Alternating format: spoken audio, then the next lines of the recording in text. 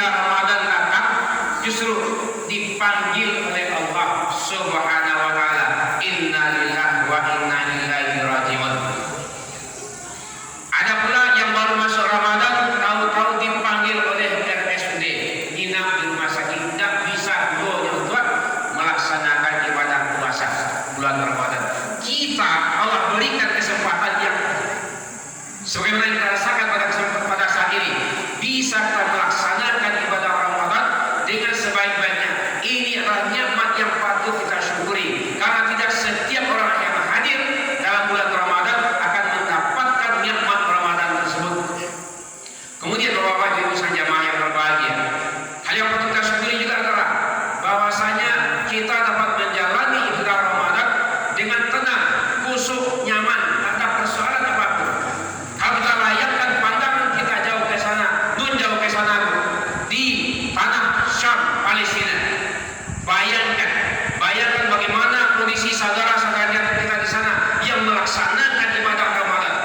Susah di atas susah.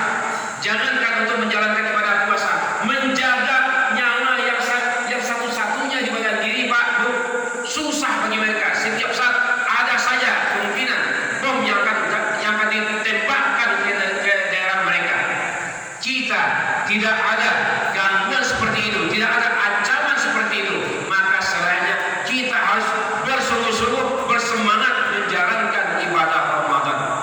Untuk berbuka puasa tersebut kadang-kala mereka tiba bantuan dari udara, tidak jatuh dari tiba dari menang makanan itu pasti apa? Pak kami model itu Pak, tidak nanti puang itu tadi itu nak makan apa Pak?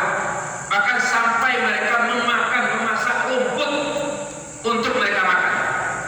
Kita belum ada melakukan hal demikian, belum ada kita menyaksikan tragedi kemanusiaan yang seperti itu. Baru kali ini kita lihat saudara-saudara kita di sana mengalami hal yang demikian. Maka kita sangat bersyukur kepada Allah Subhanahu wa taala. Maka jangan sia-siakan Ramadan yang datangnya satu kali dalam satu tahun ini. Jangan sia-siakan. Anggap Ramadan tahun ini Ramadan terakhir bagi kita. Tak ada jaminan ibu yang hadir pada saat ini akan bertemu dengan Ramadan yang akan datang. Tak ada jaminan bagi bapak yang hadir pada malam ini akan bertemu dengan Ramadan yang akan datang. Maka merugilah orang-orang yang tidak mau menegakkan siar Ramadan maupun qiyam Ramadan. Rugi mereka. Bapak-bapak, ibu saja yang berbahagia, Allah datangkan Ramadan manfaatnya untuk kita. Kalau boleh bertanya kapan itu, yuk itu pikir Pak, Ramadan itu manfaatnya kadang bahwa iya Pak, iya Bu. Atau barangkali kita Ramadan butuh kita atau kita yang butuh Ramadan Pak? Kita yang butuh Ramadan. Bapak kemudian itu Pak, ya, Bapak kemudian itu dengan datangnya Ramadan Allah ampuni dosa-dosa kita yang berlalu. Artinya dari Ramadan ke Ramadan dosa-dosa kita diampuni oleh Allah. Tapi kalau seandainya Allah tidak berikan pintu ampunan bagi kita dari Ramadan ke Ramadan, alhasil tentu kita akan menjadi orang yang menderita nanti Pak. Bayangkan berapa banyak dosa-dosa yang kita lakukan, dosa mata, dosa tangan, dosa kaki, dosa mulut. Di mulutnya saja banyak dosanya, ibu, banyak dosa yang di mulut kalau tak pandai kita mengontrol. Kalau seandainya tidak Allah berikan kesempatan bagi kita untuk mendapatkan ampunan sebelum kita disidang di mahkamah Allah. Kalau kita bawa Pak ke dalam dunia, ke proses penyelesaian perkara di luar mahkamah Pak, di luar pengadilan. Pengadilan Allah nanti ketika kiamat Pak, hancur segalanya, lampu polen pada masyarakat, baru dibuka mahkamah Allah. Ini melalui kedalaman proses penyelesaian perkara kita dengan Allah di luar mahkamah Allah. Kalau di pengadilan dunia Pak, sebelum masuk proses persidangan, tidak ada proses mediasi antara orang yang berperkara. Keputusan yang tertinggi bagi hakim adalah bagaimana mendamaikan kedua belah pihak. Penyelesaian di luar sidang pengadilan. Allah berikan kesempatan melalui ibadah puasa Ramadan kita mendapatkan ampunan dari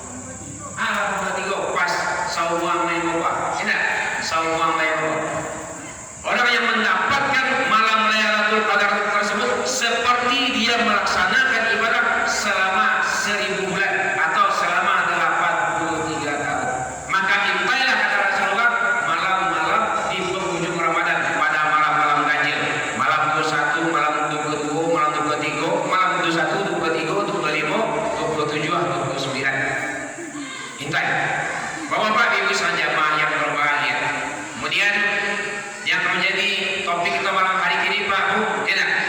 Satu ketika baginda Rasulullah pernah beliau duduk bersama kawan-kawannya para sahabat. Ketika itu Rasulullah bertanya, "Atadruna man al-muflis?"